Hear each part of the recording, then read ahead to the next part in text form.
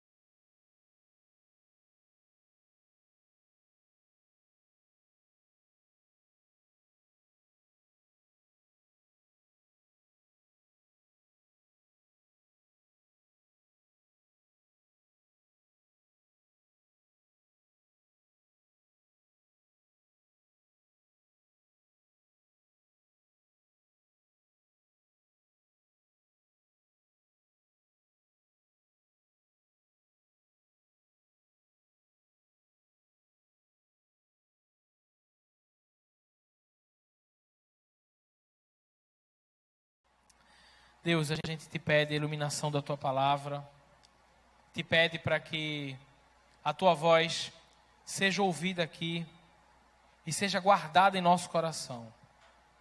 Que a tua palavra console, que a tua palavra traga esperança em dias de escuridão, que a tua palavra seja luz para o nosso caminho, para que a gente não se perca, para que a gente não esqueça que o Senhor é soberano e o Senhor cumpre o seu propósito de eternidade a eternidade. Fortalece a nossa fé. Tua palavra diz que a fé vem pelo ouvir a tua palavra. Que cada um aqui tenha um encontro contigo pessoal, no nome e no poder de Jesus. Assim eu oro, para a glória do Senhor. Amém. Amém. Gente, tem uma frase que tem tudo a ver com esse texto. Tem tudo a ver com esse bloco de textos. Que é o seguinte, é uma frase do Raymond Edman. Diz assim: nunca duvide na escuridão do que Deus lhe disse na luz. Nunca duvide no escuro daquilo que Deus falou para você enquanto era dia. A gente leu a passagem, logo no comecinho do resgate, quem estava, que o apóstolo Paulo adverte a gente para se revestir de toda a armadura de Deus. Porque haveriam dias difíceis. E esse momento da história que a gente está lendo, para Jesus, para os apóstolos, para os seguidores de Cristo, era um dia muito difícil. Era um tempo de densas trevas, de escuridão, de não entender o que estava acontecendo, gente. Presta bem atenção comigo. A gente nessa caminhada de mapear o que Jesus falou, a gente viu muita coisa acontecendo. A gente viu Jesus tendo autoridade sobre demônios. A gente viu Jesus tendo autoridade sobre tempestade, acalmando o mar. A gente viu curas. Jesus curando. A gente ouviu Jesus falando que ele era a verdade.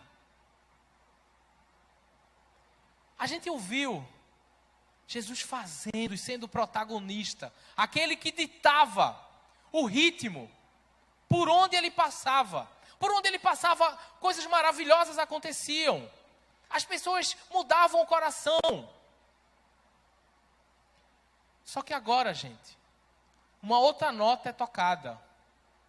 Um outro tom se ouve. Parece não. Esse é o momento em que densas trevas caíram. Que parece, só parece, que Jesus não tem mais o controle, só parece. Só parece que não é ele que está ditando o ritmo, mas sim, como ele mesmo falou, essa é a hora do poder das trevas. Nossa, gente, sombrio, né? E o texto começa, dá uma olhada aí, mantém tua Bíblia aberta, é muito importante. O texto começa, Jesus introduzindo para os seus discípulos um pensamento, uma realidade, mais do que um pensamento. Dá uma olhada aí no verso 31.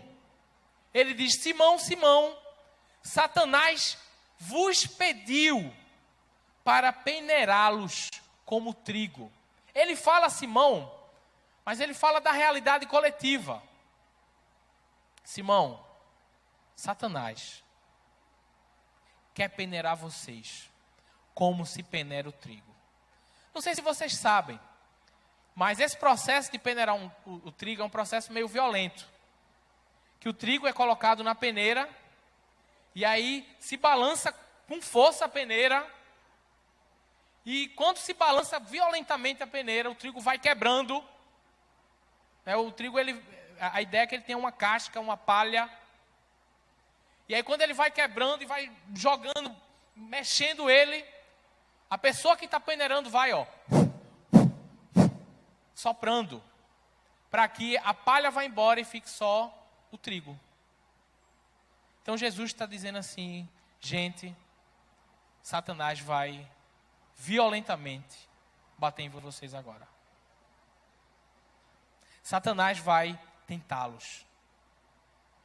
Satanás vai tentar peneirar vocês. E aí introduz a ideia de uma ação maligna.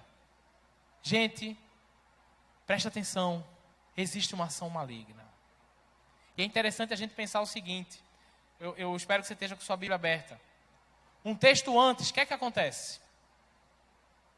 Texto que Pedrinho pregou. Os discípulos começam a discutir entre si, dizendo o quê? Quem é o maior aqui entre nós? Espera aí, eu sou o maior. Ah não, você não é o maior, eu que sou. Não. Gente, isso é uma ação maligna. Satanás já estava agindo. Quando você vê uma igreja, quando você vê um grupo de irmãos discutindo entre si, querendo ser melhor do que os outros, tenha certeza que tem o dedo de Satanás por trás disso também. Mas Jesus não está se referindo apenas a esse fato passado. Jesus está trazendo uma realidade muito que a gente viu aqui nesse bloco que a gente viu, uma realidade muito forte. E aí a gente vai seguindo, entendendo uma coisa. Versículo 31 ainda, Jesus fala de uma ação maligna, mas no 32, Jesus diz que intercede especificamente por Pedro. Dá uma olhada aí. Mas eu roguei por ti, Pedro, Simão, para que a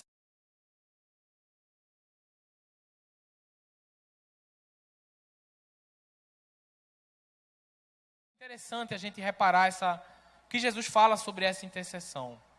Porque é o seguinte, gente. A Bíblia apresenta Jesus como intercessor. Na carta de Paulo aos Romanos, capítulo 8, verso 34, diz assim: quem o condenará? É Cristo Jesus que morreu, ou melhor, que ressuscitou, o qual está à direita de Deus, e também intercede por nós. Em João, capítulo 17, versículo 20, o próprio Jesus intercedeu por nós, por mim e por você. Olha o que é que diz, João 17, 20. Não peço somente por estes, se referindo aos discípulos, mas também por aqueles que vierem a crer em mim. Olha que bonito, eu e você. Por meio da palavra que eles falarem. Jesus tinha um ministério profundo de intercessão. Quando Jesus se retirava para orar, tenha certeza que não era só por ele que ele pedia. Na verdade, Jesus é Deus, né? Na verdade, não era só a intimidade com o Pai, era também. Mas ele pedia por nós. Pedia por Pedro. É bom saber que Jesus orou por nós. É bom saber que Jesus está à direita do Pai. E ora por mim e por você. Nisso aí a gente está assegurado, gente. Isso é uma boa notícia da graça de Deus. Mas também, se a gente entende que Jesus intercede por nós, também entenda uma coisa. Existe um inimigo. E esse inimigo quer jogar a gente com força de um lado para o outro. E seguindo, terceira coisa que aparece aí. É uma palavra de Jesus para Pedro sobre a volta dele. Diz assim: Pedro, e quando você voltar, fortalece os teus irmãos. Aí é versículo 32. Nessa tradução diz assim: quando você se converter, fortaleça os teus irmãos. Muita gente diz que Pedro não era convertido, mas isso é um problema de interpretação. A melhor palavra que se encaixa aí para entendimento não era quando você se converter, mas é quando você voltar para mim. Pedro, quando você voltar para mim, fortalece teus irmãos. Gente, notícia ruim. Notícia ruim é que Pedro ia trair, ia se afastar. Mas a notícia boa é que ele voltaria. Jesus, ele vê a gente antes dos nossos erros. E Jesus também nos vê depois dos nossos erros. Jesus é aquele que, ao nos perdoar, antes mesmo que a gente tenha pecado, já nos chama para servi-lo. O perdão de Deus vocaciona a mim e a você, convida a mim e a você para participar daquilo que Deus quer fazer no mundo. Então aí a gente já viu 3 pontos maravilhosos. Primeiro, existe uma realidade espiritual. Segundo, nós temos um intercessor diante do Pai. Terceiro, ainda se a gente venha a cair, gente, Deus é aquele que nos fortalece, que nos perdoa e que nos chama para fortalecer os outros. Porque o próprio Pedro foi fortalecido por Jesus após a ressurreição, não sei se você lembra. Após a ressurreição, Jesus encontrou com ele pessoalmente e disse: Pedro, tu me ama, agora apacenta o meu rebanho, fortalece as minhas ovelhas. E aí, a gente entende isso aí de forma maravilhosa, a missão que Jesus tinha para Pedro. Só que aí tem uma bronca, gente. A bronca é o seguinte: o coração de Pedro. Dá uma olhada aí no verso de número 33. Olha a resposta que Jesus vai dizer para Pedro. Olha a resposta que Pedro vai dizer para Jesus. Como se ele ignorasse a ação maligna. Melhor, ignorando a ação maligna. Ignorando o que Jesus falou para ele. Pedro, quando você voltar, fortalece os teus irmãos. Olha o que Pedro diz. Disse-lhe Pedro: Senhor,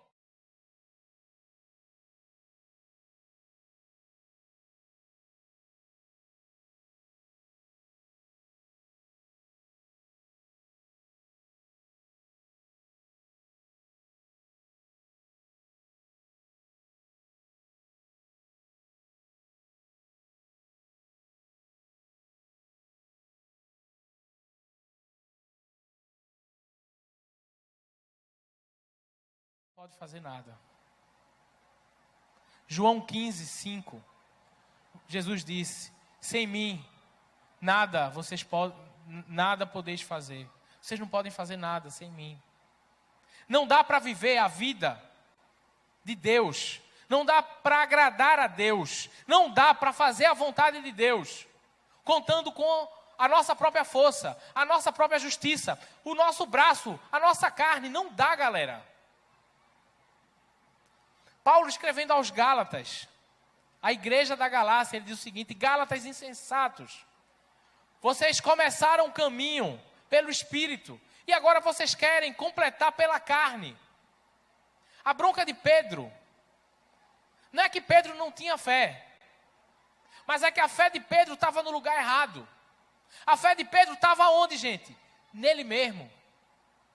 Senhor, deixa comigo, que eu vou com o Senhor para onde o Senhor quiser.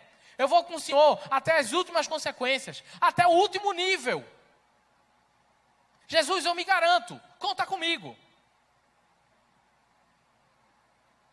E isso é um problema seríssimo, que é possível que eu e você tenha esse problema.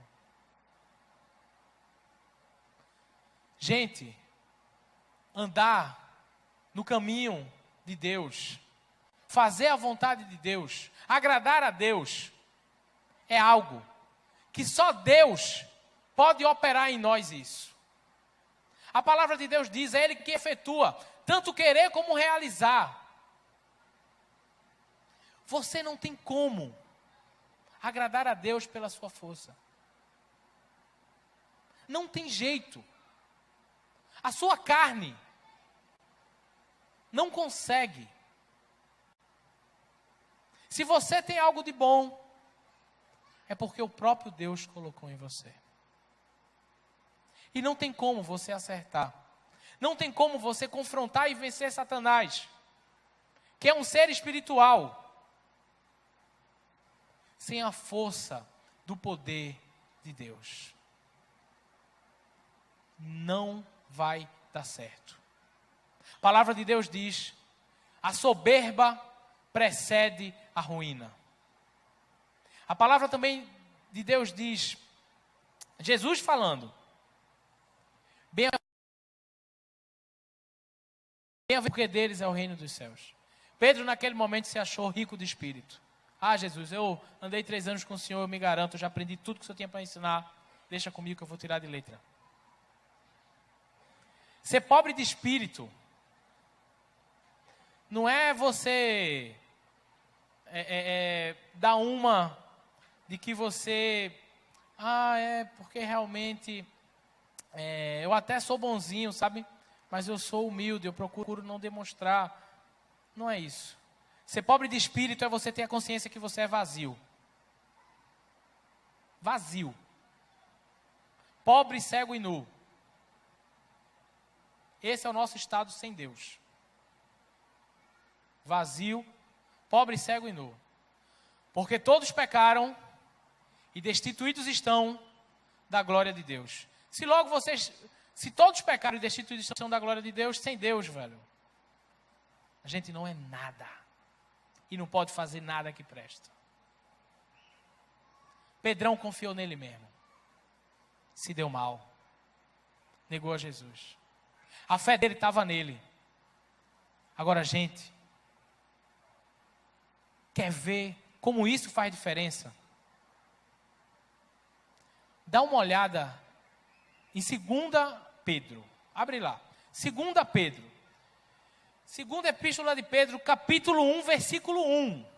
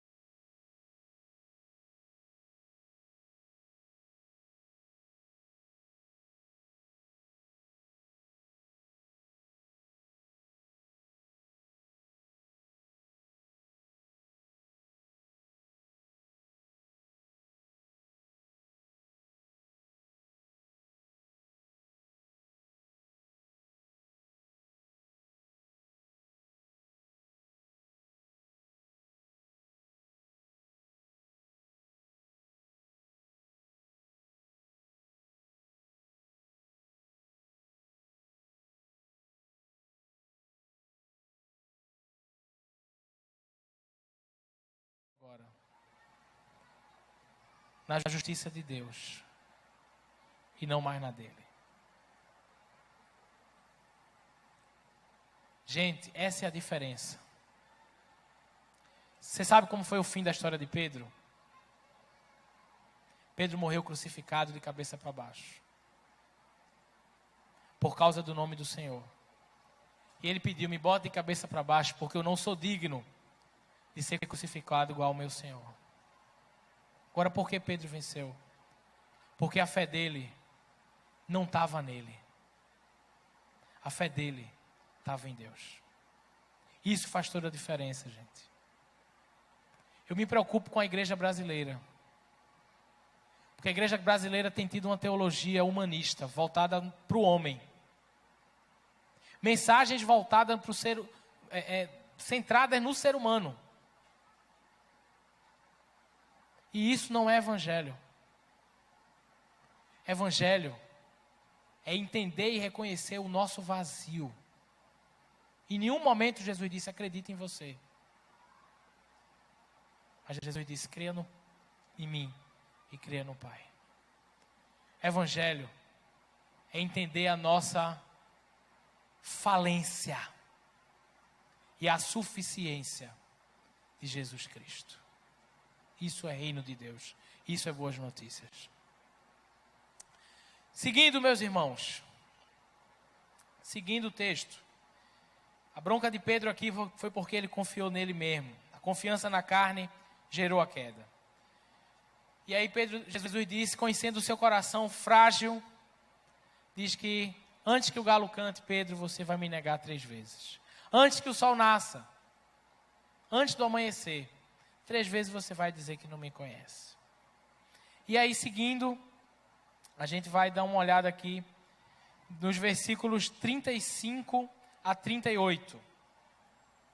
É um texto até meio polêmico, muito mal interpretado, mas aí a gente precisa entender o todo para poder entender, né?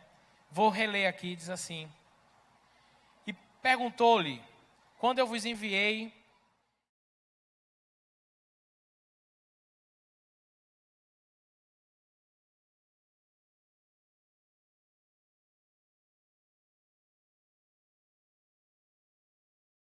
você anota aí para ler em casa. Capítulo 10 do livro de Lucas, Jesus envia 70 discípulos para irem à frente nas cidades, para preparar o caminho. E ele diz assim: gente, não leva sacola, não leva túnica, não leva nada. Vai que não vai faltar nada para vocês. Só que Jesus está dizendo agora, o tempo mudou, gente. Agora, as coisas vão ficar mais difíceis. As coisas vão ficar pesadas. E olha o que ele diz aí, versículo 36. E disse-lhe então, mas agora...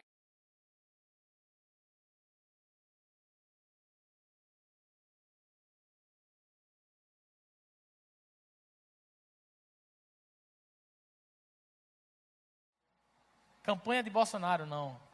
Ainda bem que acabou a eleição, né, gente? Senão ia ser bronca esse texto. O que é que Jesus está dizendo aqui? Agora, gente, para a viagem missionária de vocês, levem o seu próprio sustento. Porque a coisa vai ficar difícil. A partir de agora vai ser muito difícil. A perseguição vai apertar. E quando Jesus usa o termo espada, ele não está falando do uso da violência para se defender. Em momento nenhum da Bíblia você vai encontrar isso. Inclusive, nesse grande bloco que a gente leu aqui, a gente vai ver que os discípulos focaram nessa ideia. E os discípulos vieram com isso 2 vezes aperrear Jesus. Uma delas dizendo, Senhor, a gente já tem 2 espadas. Jesus, não basta, não é por aí não. E a outra, quando veio o pelotão prender Jesus, e aí, a gente sabe por causa dos outros evangelhos, Pedrão vai lá, puxa a espada e dá-lhe na orelha de Malco, que era o soldado, um dos soldados que foram prender Jesus, e Jesus vai lá, conserta lá a bobagem que Pedro fez, cola a orelha de Malco de volta e diz, basta, não é por aí, chega, para com esse negócio. Eles viajaram. Jesus estava querendo dizer, galera, vocês vão passar por muitas batalhas. É uma fala proverbial de Jesus. Inclusive, Jesus fala em cima sobre a questão do diabo, peneirá-los como trigo. E fala mais embaixo sobre a questão da espada. Está dizendo, ó, uma batalha está sendo travada. Então não é para você sair daí com o porte legal de arma e pegar esse texto e dizer que Jesus está dizendo para você fazer isso. Mas o que Jesus está dizendo para você fazer, a gente vai ver um pouquinho mais na frente. E aí, realmente, Jesus enfatiza. E aí segue o texto para uma das partes mais importantes, gente. Que é o seguinte, a parte mais importante não é a espada.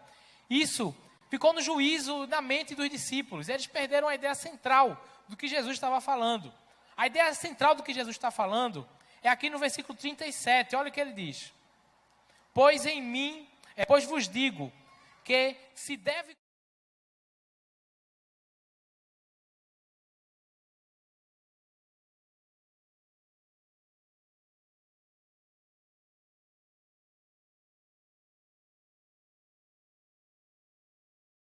E é o coração desse texto. O que é que acontece? Jesus está dizendo assim, gente,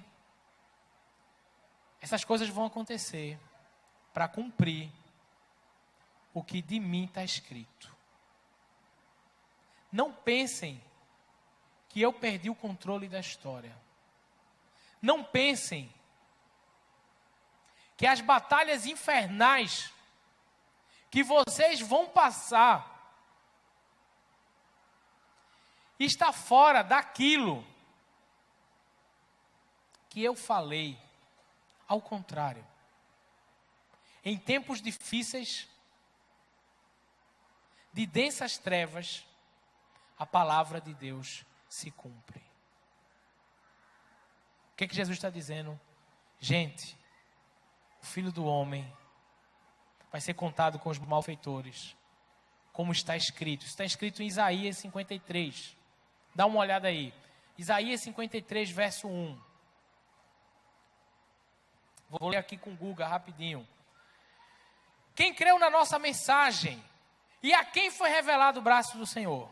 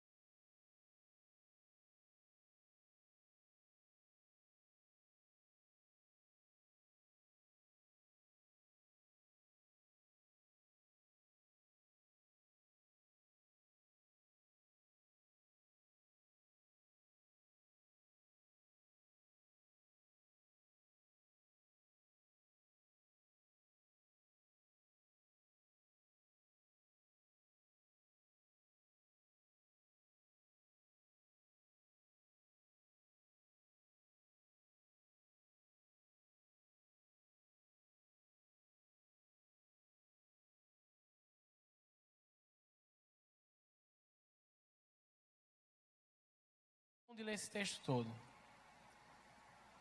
porque ele se cumpre completamente. Não sei se você está entendendo, mas a grande ideia desse texto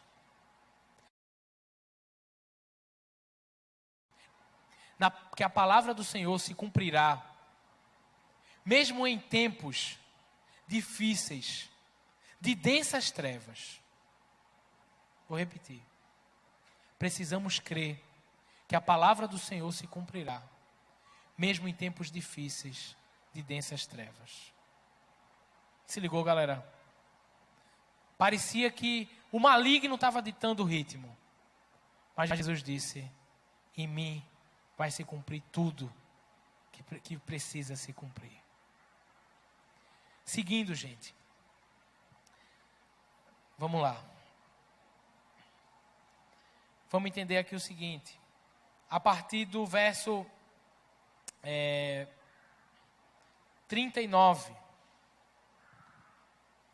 A partir do verso 39, existe uma transição.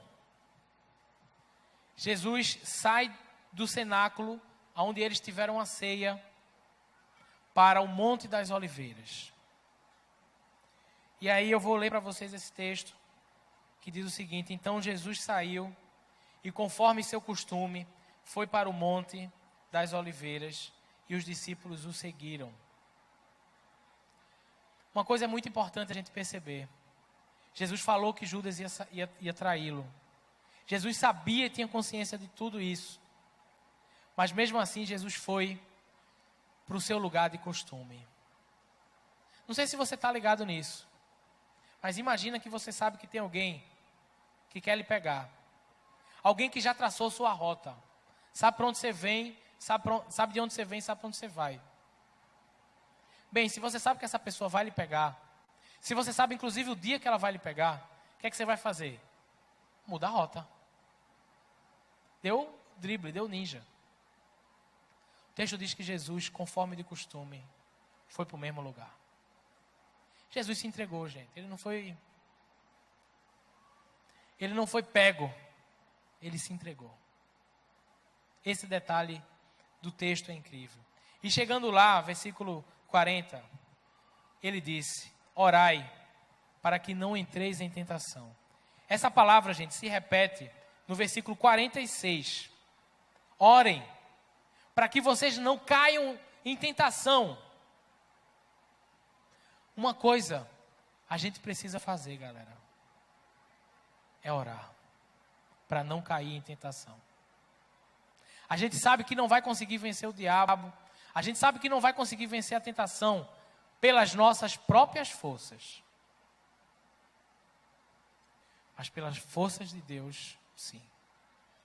E essas forças do alto, essa força do alto, ela vem até nós quando a gente ora ao Senhor e depende totalmente dEle. É isso que Jesus está dizendo. Galera, tem um negócio para vocês fazerem. Orem. Tenham uma vida de oração. Orem para que vocês não caiam em tentação. Porque se vocês não tiverem uma vida de oração, vocês não vão conseguir resistir. E aí, Jesus, ele diz que a gente deve fazer, orar. Mas ele não só diz que a gente deve fazer, mas ele mesmo ora. E eu queria que a gente prestasse atenção na oração de Jesus. Olha aí, verso 42. Diz que Jesus, 41 diz que Jesus se afastou a uma distância de uma pedra lançada, uma curta distância. E no 42 diz assim: Pai, se queres, afasta de mim.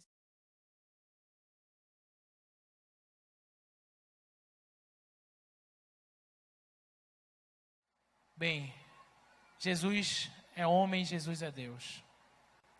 As duas naturezas se entrelaçam. Mas acima de tudo, o Jesus que nos mandou o que fazer, orar, ele nos dá um modelo de como devemos orar. E o modelo dessa oração que Jesus nos dá é o modelo de entrega. Oração, gente. A oração segundo a vontade de Deus não é você ter uma lista de pedidos para Deus, mas é você ter uma lista de entregas para Ele. Senhor, eu entrego meu namoro, a minha casa, a minha vida, a minha sexualidade, o meu coração, para que não seja feita a minha vontade, mas a tua. A gente ora centrado em nós. A nossa oração precisa ser centrada em Deus. E isso acontece, irmãos, quando nos entregamos a Ele e dizemos, faz a tua vontade.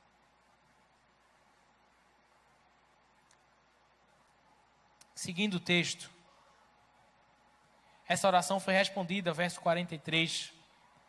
Um anjo veio e fortaleceu Jesus, encorajou Jesus, na verdade, diz o texto. Queria chamar a atenção de vocês para o verso 44. Mantém tua Bíblia aberta, gente, foca aí, é muito importante você entender isso aí. Olha o que é que diz. E cheio de angústia.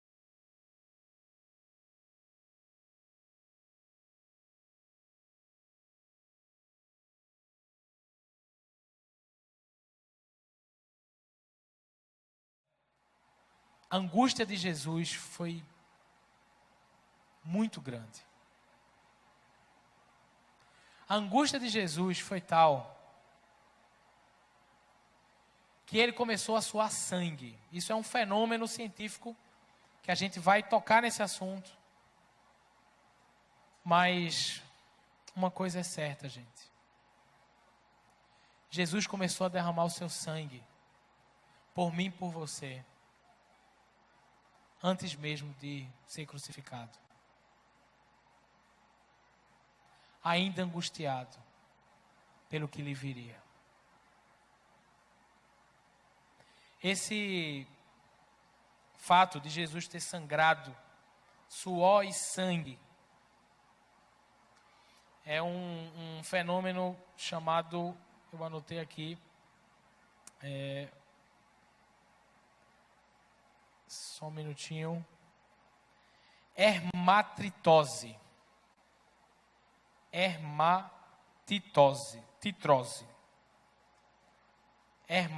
titrose. Não adianta muito você saber o nome, mas adianta você saber o que é que isso é. Hermatitose, hermatidrose, é um fenômeno raríssimo. Uma fraqueza física excepcional, onde o corpo inteiro dói, acompanhada de um abatimento moral violento, causada por uma profunda emoção, por um grande medo. Apenas um ato desse pode causar o rompimento de finíssimas veias capilares que estão sob glândulas sudoríparas, onde o suor anexa com sangue, formando hematidrose. Irmão, é um medo, com pânico, com uma espécie de abatimento moral incrível, velho. Jesus passou por isso, por mim e por você.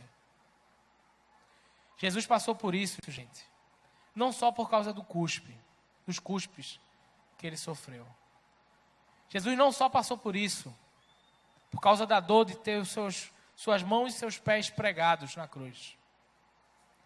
Mas Jesus passou por isso, porque ali na cruz, ele experimentaria o afastamento de Deus, a separação de Deus.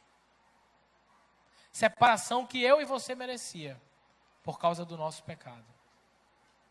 Não é à toa que na cruz Jesus diz: meu Deus, por que desamparasse? Por que me desamparasse? É porque ali, Jesus estava com o meu pecado e com o seu pecado. E ali, a separação eterna que eu e você merecia em relação a Deus, Jesus experimentou. E isso causou em Jesus esse tipo de, vou dizer, doença psicossomática, esse tipo de somatização. Que cara é essa, Beca? Velho, por mim e por você, ele começou a derramar o seu sangue antes do Calvário. Seguindo, gente. Presta atenção, porque senão você vai se perder. Seguindo, vamos lá. Versículo 47 ao 48. Jesus manda os discípulos orar, os discípulos dormindo. Enquanto ele fala, chega Judas, liderando a guarnição, liderando aqueles que iriam prender Jesus. E aí, gente, eu não sei se você já foi traído, se você já teve um amigo, uma amiga, talvez um namorado, uma namorada que em algum momento lhe traiu. Isso dói muito, velho. Talvez mãe, pai, talvez tenha lhe traído, enfim, isso dói muito. Eu sei disso. E a gente tem uma tendência de, depois que passa por uma experiência como essa, não mais amar, ou se blindar de não mais amar. Por quê? Porque só é traído quem ama. Mas deixa eu dizer um negócio para você. Não permita que ninguém lhe prive de tão profundo sentimento e decisão, que é o amor. Porque quem ama participa da natureza de Deus. Feio não é amar, feio é quem trai. Amar é divino, trair é diabólico, demoníaco. Por isso, não deixe que Satanás roube isso do seu coração. Não deixe de amar se um dia você foi traído. Se você um dia foi traído e continua amando, você está agindo como Jesus agiu. E isso é maravilhoso. Seguindo, Jesus, um dos 12 que passa aquele mais de 3 anos, com um pouco mais de 3 anos com Jesus, chega liderando o grupo, e aí, talvez se fosse eu ou talvez você que já tem a experiência de passar por uma traição, e o momento da dor da traição, normalmente leva a gente a dizer coisas assim, né? Rapaz, você faz isso, você é xingar, você é um desgraçado, você é um... Né? E eu ainda digo mais, se Jesus olhasse para Judas e dissesse assim, Judas, você é o filho da perdição, destinado ao inferno, miserável. Gente, concorda comigo? Mas o que é que Jesus faz? Dá uma olhada aí, verso 48. Jesus diz: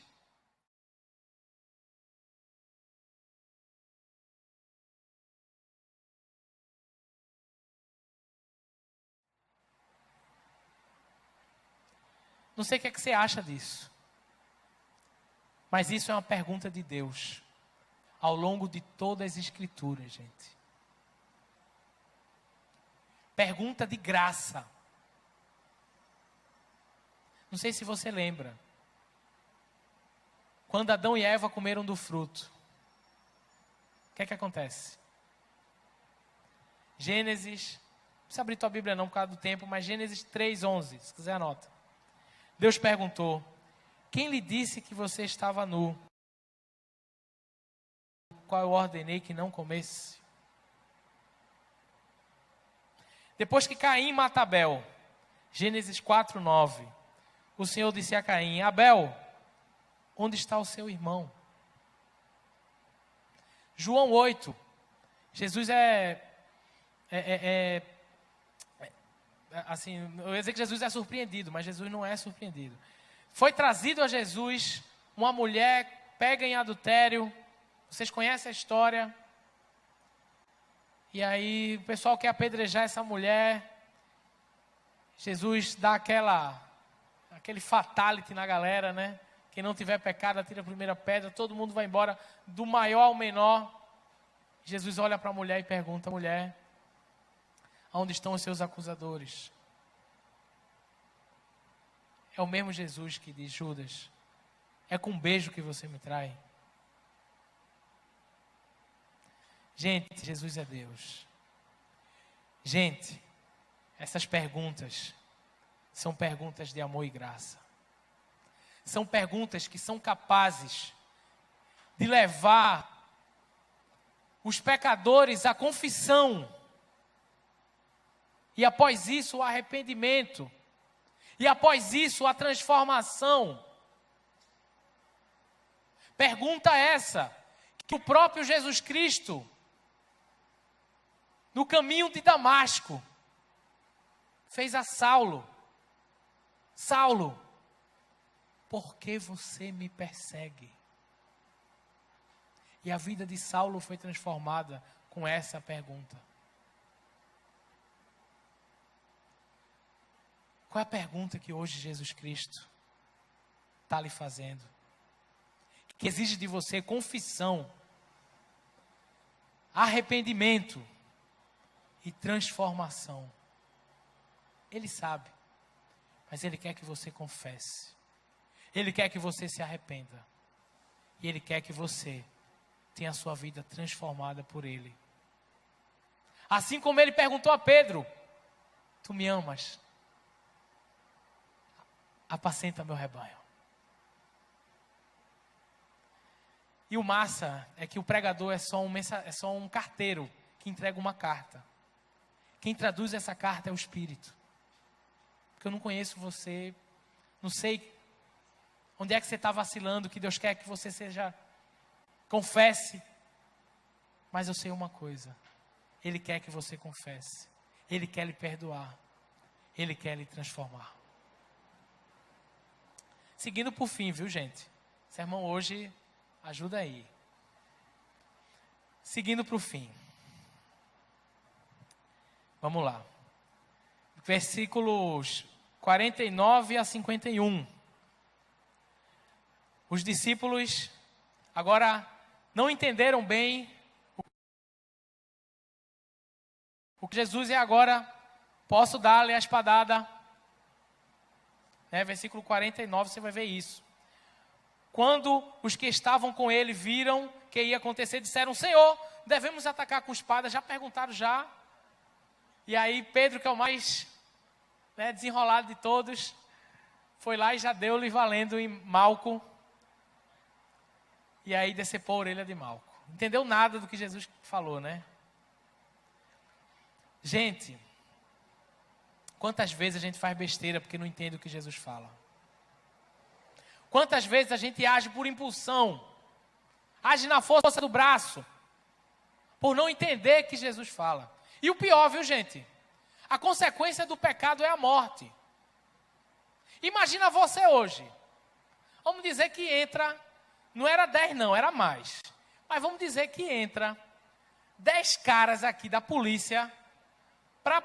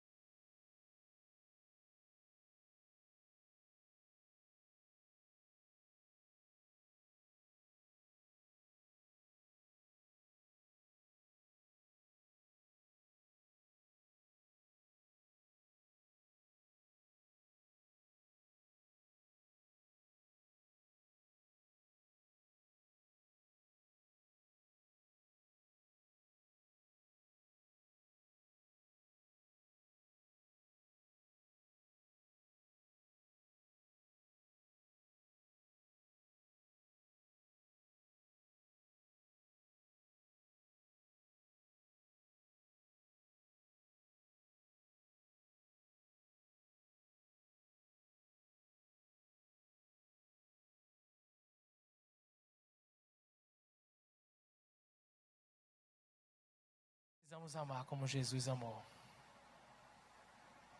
Precisamos olhar como Ele olhou, tocar como Ele tocou. Me constrange. Seguindo para o fim, Jesus diz que ali realmente é a hora de trevas.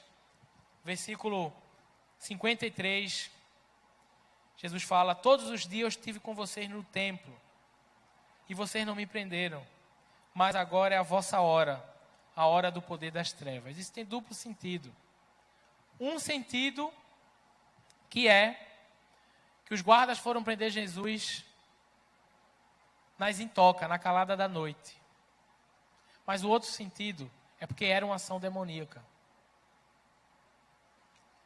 Mas o que é que eu quero dizer para você? Que vai ter hora na sua vida que vai estar tudo escuro. Escuta o que eu estou dizendo, isso vai acontecer. Vai ter hora na sua vida que o dia mau vai chegar. Vai ter hora na sua vida que o diabo vai se andar, procurando apenas uma brecha para lhe tragar. É nessas horas que você precisa continuar acreditando que a palavra do Senhor se cumprirá, mesmo em meio a densas trevas. O foco da oração de Jesus foi pela fé de Pedro. A fé está ligada à espinha dorsal desse texto. Precisamos acreditar na palavra do Senhor, mesmo em dias difíceis de densas trevas. Vocês conhecem a história. Pedro negou 3 vezes. O galo cantou. Jesus fita os olhos em Pedro. E o que é que acontece, gente? Olha na tua Bíblia aí. Versículo 61. Vamos do 60. Pedro respondeu: homem, não sei o que estás dizendo. Imediatamente, enquanto ele ainda estava falando, o galo cantou. Então o Senhor, voltando-se, olhou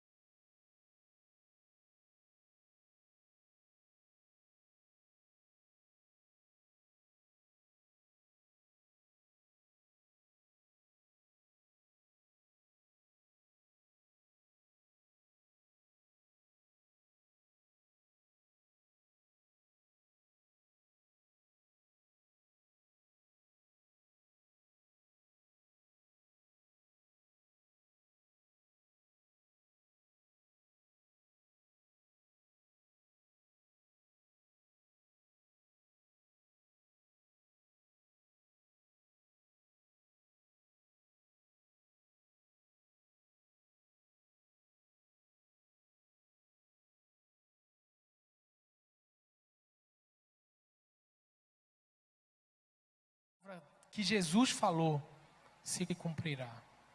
Acredita que Ele é fiel. Acredita que Ele voltará. Acredita, ainda que você tenha se afastado dEle, que você pode voltar. E Ele tem um plano de missão para você. Fecha teu olho e vamos orar.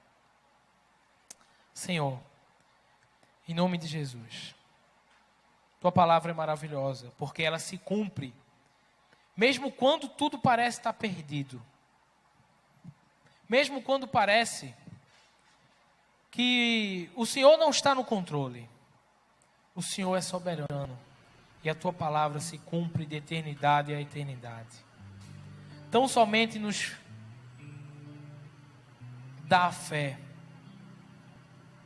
A fé para crer e não desistir. A fé para entregar a vida todos os dias. Entregar tudo. Nada a reter. Porque a gente não tem poder na nossa carne mortal, na nossa humanidade pecadora, falha, limitada, de Te agradar. Mas quando a gente dobra o nosso joelho e diz: Senhor, eu me entrego a Ti, o Senhor nos dá poder para ir além, poder para ir às últimas consequências no Teu nome. Porque a morte de Pedro, crucificado de cabeça para baixo por causa do Teu nome, não foi a destruição dele, mas foi a salvação. Porque o Senhor cumpriu a Tua palavra no Teu servo. E Ele foi às últimas consequências contigo. Que nós possamos ir às últimas consequências com o Senhor, custe o que custar. Porque o Senhor primeiro se entregou. Porque o Senhor primeiro nos amou. Não deixa a gente reter nada, mas que a gente faça uma entrega a Ti todos os dias, em nome de Jesus.